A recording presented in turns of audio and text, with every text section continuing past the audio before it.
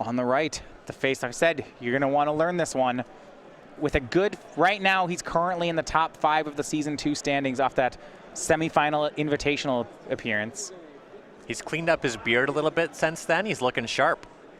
Yeah, a win here this weekend would put him right to the top of the standings. Oh, yeah. We are underway. Maine has won the diagonals on the play. Turn 1, Birds of Paradise off an Overgrown 2. The ideal start for any of these decks. Yeah, I would think so, especially against something like Death and Taxes that's trying to really go at your mana. And it seems, they don't kill your creatures, right? The only removal spells are Path to Exile. Yeah, so on mana creatures, that's not going to get you anywhere. Yeah. And I'm thinking, Andy Kline, not 12 planes, he's playing 12 snow-covered planes. So on the topic of ideal starts, Kline, no Aether Vial. So right, at this stage in the game, things are going more Maine's way. Boy, I'll say when I see some basic planes go across the table for me, in my head, I'm doing a dance. I'm usually cringing because I know I'm going to lose to this basic planes deck. I suppose Delver of Secrets doesn't like these. In Legacy, this is a matchup you don't really like. This is a bad matchup in Legacy. I think in Modern, just by the fact that my deck has a bunch of Terminates, the matchup is much better. It's still losable, right? It's losable, you're not wrong, but in Legacy, it's actually unfavorable. That's true. Turn 2, he fetches for Temple Garden for Kline, and he'll cast Kitchen Finks. So down to 15, back up to 17. So we pass to Kline. Turn 1, Acceleration. Turn 2, Combo Piece. And it's all creatures. I like that. Kline has trouble interacting.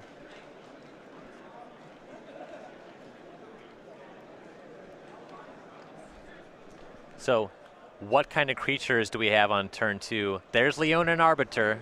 This could make things slightly awkward for Maine. No fetch lands for this deck, but Maine has plenty in his list. Leon and Arbiter is the turn 2 play for Kline. So we'll go back to Maine. It is a copy of Anafenza Kintry Spirit. Now, if you wanted to try to say Chord for Viscera Seer, well, that wouldn't really work because of Leon and Arbiter.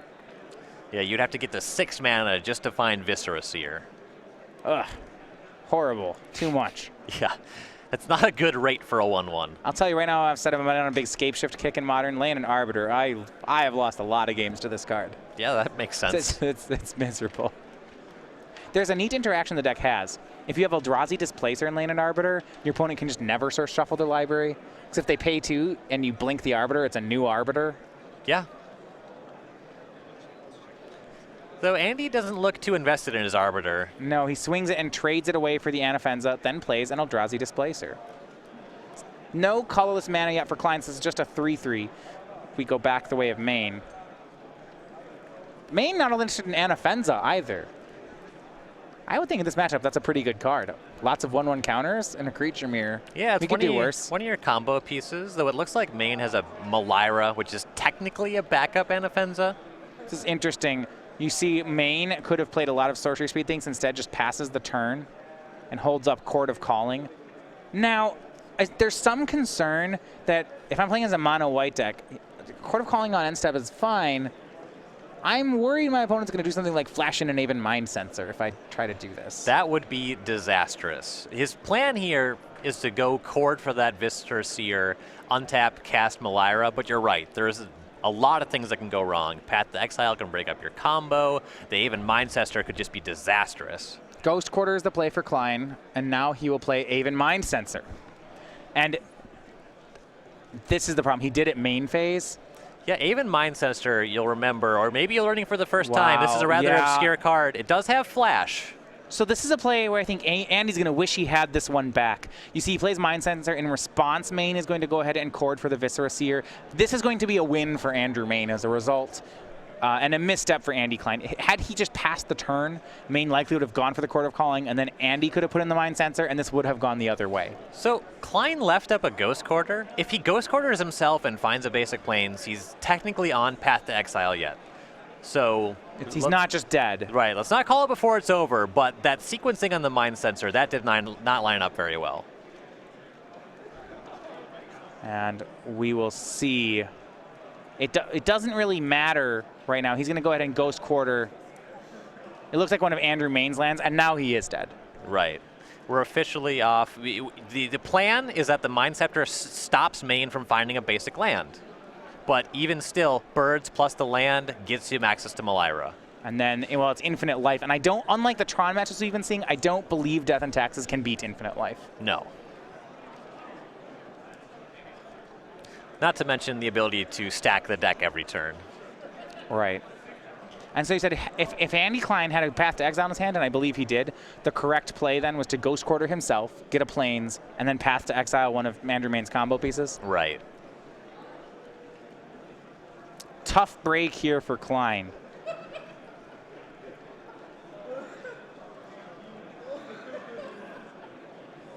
Now, what would be the reasoning behind Maine phasing a Aven Mind Sensor? There are advantages here.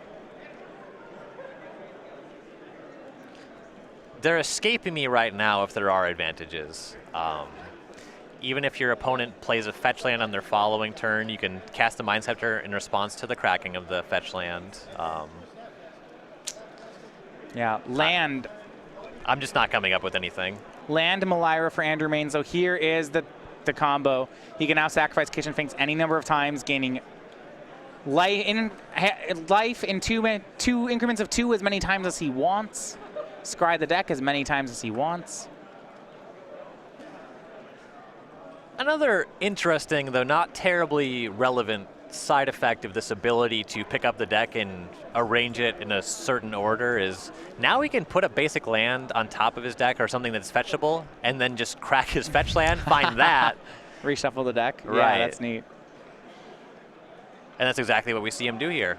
Yeah, he wants to fetch for Temple Garden. Okay, I'll put Temple Garden on my top. Now I'm going to scry one a bunch more times. Usually Murderous Red Cap goes on top. The number given is 9 trillion. It's kind of uninspired, but it's acceptable. So I'll tell you, when I play, what I like to do when I gain life is gain modest amounts of life. like if I had this Death and Taxes deck, right? Like I said, I'll gain 170. Right, like. I like the Arielax school of thought, the Googleplex. Oh, just really big numbers. Right, just obscenely impossible to process that large of a number. It'd be like, you know, the 30th Mersan Prime or something like that. And then people be like, what's that? And you're like, something really big. It's math. It's big. You're not going to kill me from it.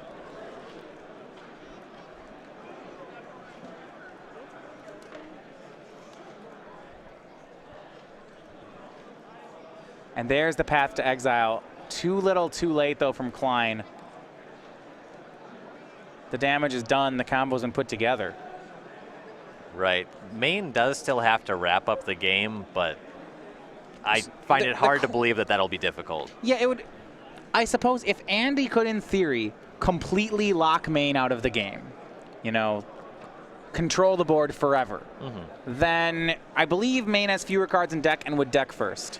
But so the foundation of the Death and Taxes archetype is playing all of these frustrating cards that's difficult for your opponent to play around, and that's reminiscent of prison strategies, but the difference is there's no actual way to lock your opponent out of playing Magic. There's nothing like Crucible of Worlds, so we can't just Ghost Quarter them every turn. And so I can't just, Ghost Quarter them and then like put four Lane and Arbiters into play and 2 Aven Mind Sensors and Ghost Quarter you every turn. Right.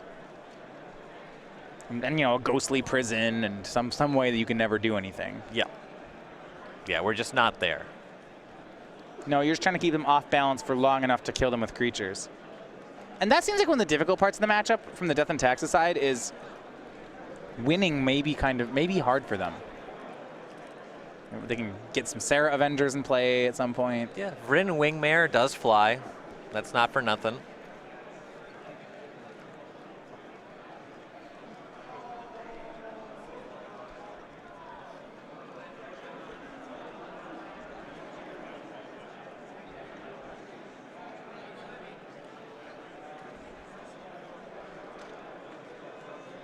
Maine's thinking about what he wants to draw in the absence of this Viscera Seer.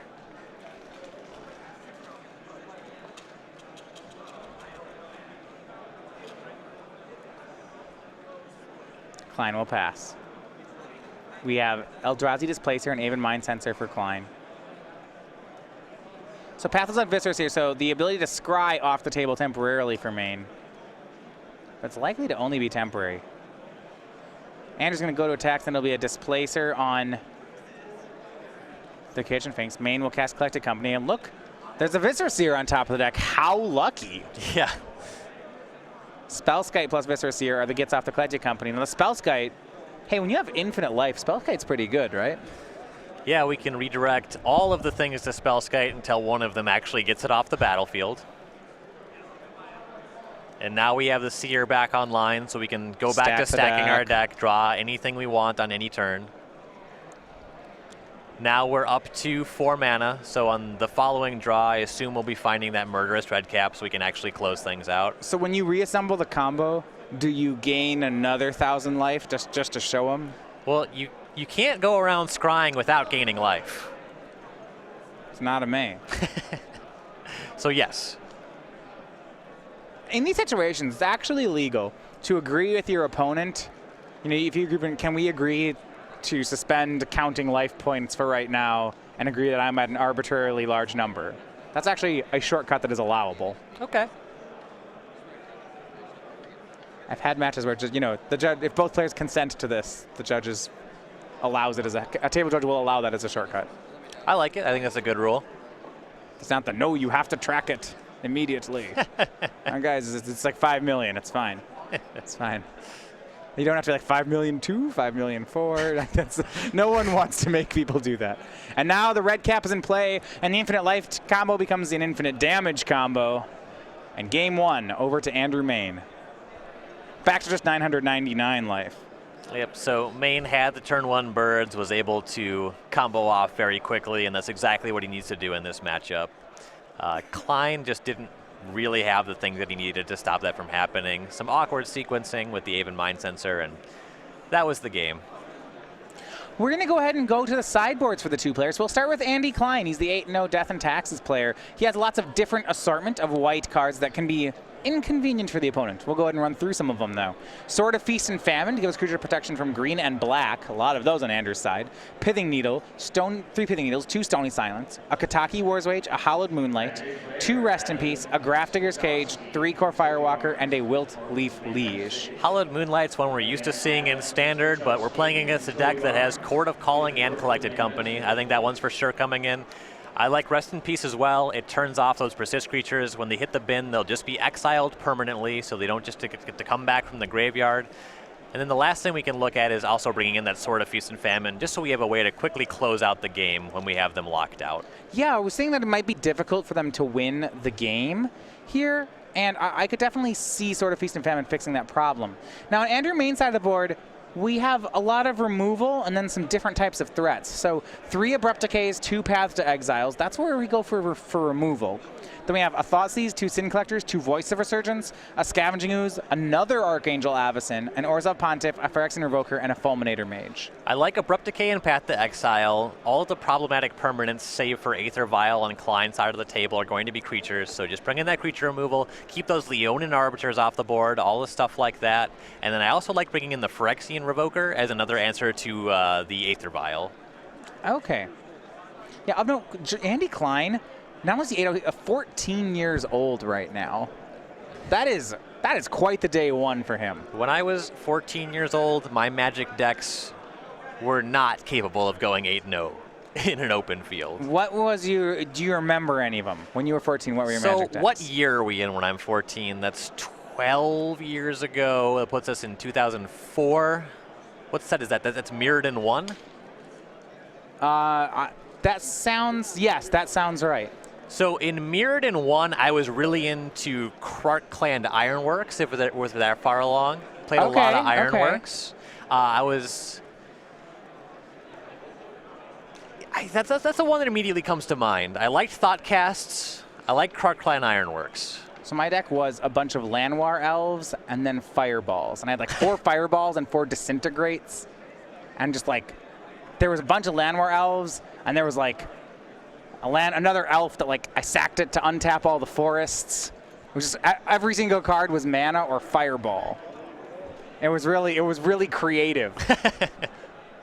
You'll never guess how it won games. That's just good deck building. Yeah.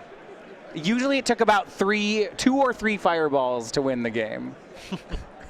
All right. So if you're watching here on the SCG Tour, this is the beginning of Season 2. It's our first Modern Open here in Milwaukee. Now, if you're trying to come out and play, want to compete, make a run at the Season 2 title, or just kind of come out and test your deck against some of the things you're seeing on stream today, we have our schedule coming up here. We'll be making a trip through the Midwest, so we go to Indianapolis in 2 weeks for another Modern Open. After that, we'll go to the southern part of the country for some standard events in Atlanta and Orlando in June, as we finish the month over in Dallas for another Modern tournament. Then we'll finish the summer and the Season 2 of the tour up on the East Coast. So start with the One Legacy Open of the summer. Of course, that's always a popular event. It's in Worcester, Massachusetts, so make your way out there to compete with some of the oldest and most storied Magic decks until we finish things up in July with the Columbus Open Weekend standard event, the Baltimore Open at the end of July, and then in August we have our regional championships, the Syracuse Modern Open, and then the second finals, the New Jersey Invitational Weekend, August 19th through 21st. That's both standard and modern. Qualify for that, of course, by finishing in the top 8 of any Open or finding an IQ event near you and winning that to get an invitation. Lots of ways to play, lots of different great formats to explore, lots of fun locations. Yeah, and one of the things which is new, not only do you get to play in these exciting tournaments, we do have playmats to give away, and we have 3 different playmats depending on if you're playing a standard, a modern, or a legacy event. So we figure we'll give you an art that kind of fits your style. So for standard, the playmat we'll be giving away is Sigarda Heron's Grace. This is the new mythic rare angel out of Shadows over Innistrad. Of the 3 angels, she's the green one, the green-white one. We're still waiting to see just what happened to the other ones, Bruna and, oh man, Gisela. And the rest. And the red. But we started printing in Shadows over Innistrad. You can get that on a playmat. If it's a modern event or a modern classic, we'll be giving away Ghost Quarter. This is the land we've seen actually a lot of Ghost Quarters today. It features prominently in Andy Kline's Death and Taxes deck, playing the full playset. Oh yeah. And then for Legacy, well, hey, still Andy Kline's deck. It's Thalia, Guardian of Thraben. This is the 2/1 legendary creature that makes spells cost more. The Ghost Quarters don't quite translate to Legacy, but similar card in Wasteland in that deck. Yeah, they're like one time your opponent gets a land, the other time they don't. So Wasteland is a fixed strip mine. They didn't quite do what they intended. They ended up with a still pretty messed up Magic card. Ghost Quarter, yeah, actually a pretty good fixed Wasteland. It's good fixed. I still feel like Ghost Quarter shouldn't be able to hit basics. Okay, that's a reasonable gripe. Land destruction for basic lands is just that's priced for tournament play is just pretty rude. Underway, game number 2, Kline versus Maine. This is for 9-0. Andy Kline on the play. We'll start out with Aether Vial. And for Andrew Maine, it'll be a Horizon Canopy into Noble Hierarch. Now, if you were starting Magic, I like this, seeing younger player 14, get him into the habit of putting a die on the deck. I think a lot of the older Magic players, it's like, can't teach old dog new tricks, too proud to use a die. It's just free value. I'm too proud to use a die. You don't put one for your Delvers when you play a Delver Seekers, you don't put a die on your deck? No, I just flip it over. No, I do it. It's good pedagogy. I flip the top card of my deck because I know it's going to flip, and then I show them the 3/2. Turn 2 play here from Andy Kline. And now a lot of creatures from Maine. It is a Birds of Paradise, a Anafenza Kindred Spirit. The bird will bolster to a 1/2. The creature was land and Arbiter for Kline, so that's the 2/2 for 2 that prevents shuffling. Yep. But all things aside, the die on top of the deck, it is a free way to. It's a good, I would say. This is something for free you can do. It'll improve your play. It's hard to get in the habit of it. Yeah, for the effort that I put in, if I can remember the die, I can remember the trigger anyway. But this is a tool that some players use to great effect. At the end of the rounds of splits, registration will reopen. Arbiter will swing in. 8 a.m. And Eldrazi Displacer is the next play for Kline. So despite playing that Aether Vial, he's deciding he's just going to cast all his creatures using his lands. Yeah, well, Vial's still hanging out. We haven't activated that just yet. Though in this deck, typically you want to be pretty proactive with that. You should be using your Wastelands and Rishadan ports while your Vial ticks up. I think that's how it works. Yeah, but we don't quite have those in Modern. And Ghost Quarter is not very exciting when these are... Well, we have the Arbiter. So if we start drawing Ghost Quarters, those could potentially be very good. He has Mutavaults in the deck too. Well, Mutavault singular. It's in play. Andy drew it. It's on the battlefield, yeah. Might even turn into a 2/2. You'd probably rather have a Ghost Quarter, but Mutavault is a very powerful card. So you go over to Maine. His turn 3, he has Birds of Paradise, Anafenza, Kintree Spirit, and Noble Hierarch. He will go ahead and attack with the Kintree Spirit. As a 3/3, it could trade with the Eldrazi Displacer if Kline wants it to. He has other plans. He'll go ahead and Vial in Thalia. Thalia will block. Now, maybe a misstep here from Kline. It's a 3/3 Anafenza. And a misstep from Andy Kline. He will lose the 2-1. Voice of Resurgence, the follow-up play for Maine. A bolster onto Noble Hierarch. Noble Hierarch will tap. He'll make Birds of Paradise. Bolsters onto Birds of Paradise.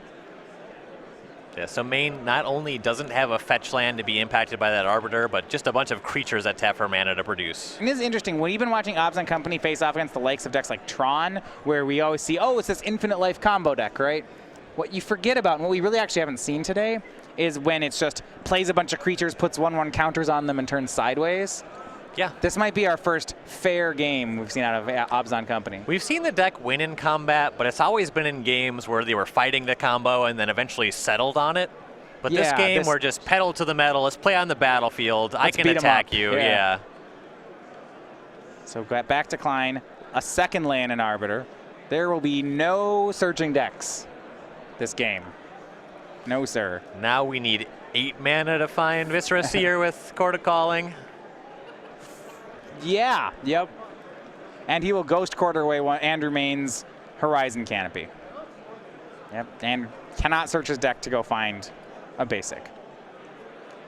So we go back to Maine.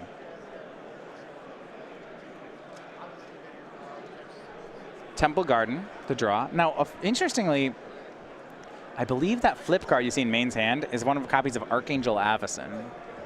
Okay, and we're home on that one. We have a bunch of birds. We can cast it, yeah. See some attacks out of Maine. Just the Birds of Paradise. A 1/1 will swing in. Yeah, other creatures are just looking at maybe getting an Exalted Trigger and trading with the Displacer. Sure. He's left up 5 mana. And if you're noticing on Kline's side, are you suspicious that Andrew Maine attacked with 1 birds and not both? Most definitely. Yeah, that's peculiar, isn't it? Especially with 5 mana instead of 4 for Collected Company. This is multiple red flags. Danger, don't attack into this. An Angel's coming, and then Andrew does not cast it. Pretty happy with the board as is. And now he should be really happy with it as is. Gavany Township, the draw. He'll go to attacks. Maine is going, Kline will go ahead and use Eldrazi Displacer to remove the Birds of Paradise and put it back into play tapped. All right, 1/1 counter falls off. Then comes back into play and bolsters again, so. Yep. A wash. Yep. And then he says, oh, the counter falls off. Andrew says, yeah, that's right. It's a new one. Just got it. And he'll attack with the other Bird of Paradise then.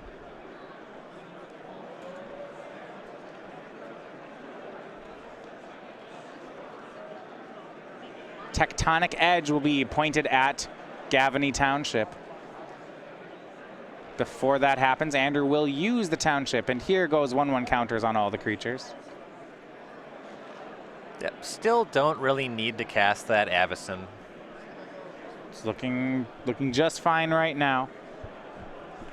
Eldrazi Displacer is being really impressive here on Kline's side. Now, he just doesn't seem to have enough mana. On top of that, he still has not used this Aether Vial. He had on turn 1, and he hasn't used it yet. I suppose he put the Thalia into play with it. That doesn't really feel like it counts. No.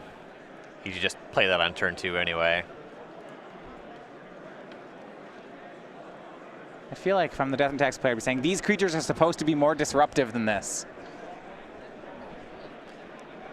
Yeah, this is not a great showing for the deck, especially Displacer versus Anafenza. When the creature just blinks back in and gets to bolster. That's an unfortunate interaction for the Displacer. So Maine will go to attacks. Andy will displace the Bird of Paradise. Now Maine has to decide what he wants to swing with. Now that his ground guys are 3/3s, that Avacyn in hand looks pretty tempting. He'll swing just Birds of Paradise, though. 2 damage. Kline goes to 14. And here is Kitchen Finks for Maine. It just continues to add to the board. Bolsters onto a Birds of Paradise again.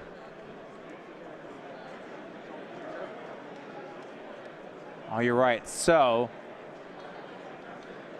Birds of Paradise also getting exalted, not to forget. Andy will end step Vile-in Aven Mind Sensor. That's a creature that could, in theory, block a Bird of Paradise someday. But it will be a chump block at this point. Yeah. Those birds have been eating their Wheaties. Birds don't eat Wheaties. These birds do. That's their secret to success. If they're athletes, I saw athletes eat Wheaties. They've been running across the battlefield. What do Birds of Paradise eat? Normal birds eat worms, man. I don't know. What a bird...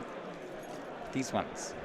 When the Ravnica, I don't know if it's breakfast cereals. When the Ravnica Birds of Paradise was first spoiled, that new art with all the fancy colors. The ones he's using. Yeah. My friend Jens referred to it as the Go-Gurt Birds of Paradise.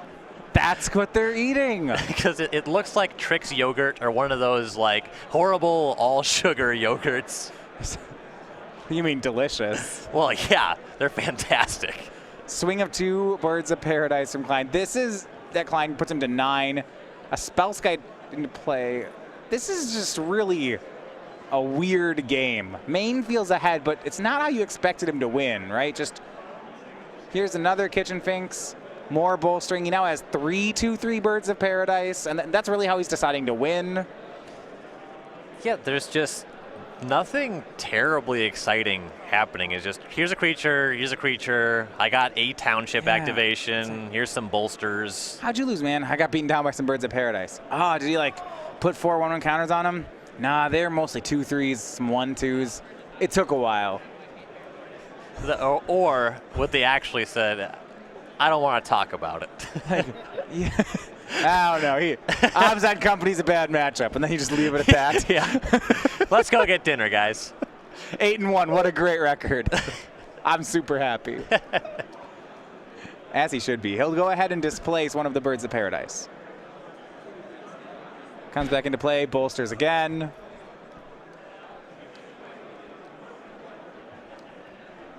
What a weird game. Andy's just lining things up. If you block everything, do I have lethal? What do your blocks even accomplish?